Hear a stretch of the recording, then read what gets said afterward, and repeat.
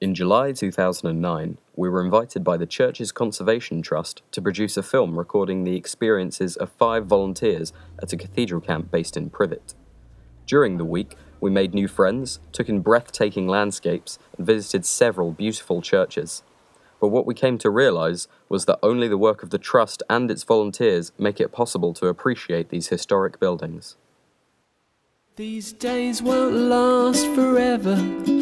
Will you make it last forever? These days won't last forever. Would you make it last? Could you make it last? Would you make it last forever?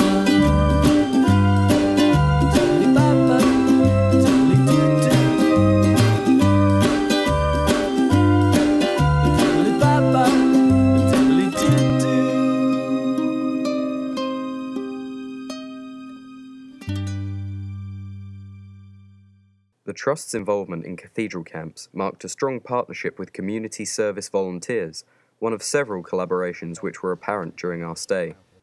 The volunteers needed for conservation work were provided by CSV, parent charity of cathedral camps, and their work at the Privet camp was centred on the conservation of churches belonging to the Trust.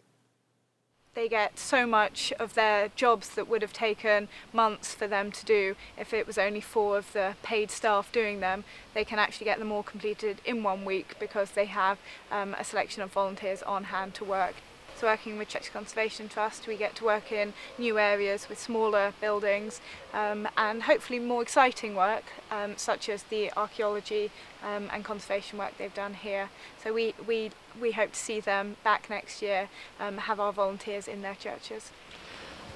I think in terms of the Trust, it's good for them to have the involvement of younger people. And for people to see that young people are interested in doing this kind of thing. From our point of view, from Cathedral Camp's point of view, I mean, the young people are the heart of what we do.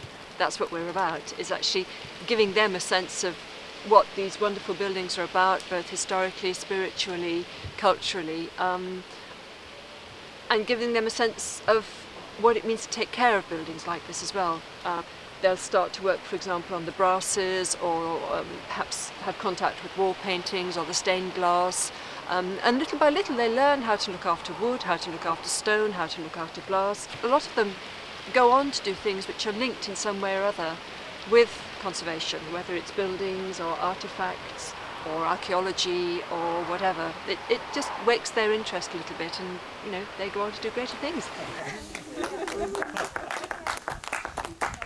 Partnerships were also forged with the Southampton Archaeological Unit and the Young Archaeologists Club, thanks to the help of Andy Russell and Anna Welch, who helped provide geophysics equipment and tuition at the site of Ashley Castle.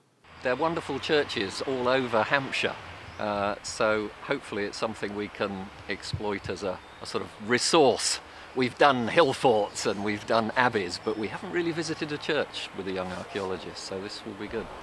We founded the club about 15 years ago, 15 years next May, and we thought it was a good thing that children had an opportunity to do things.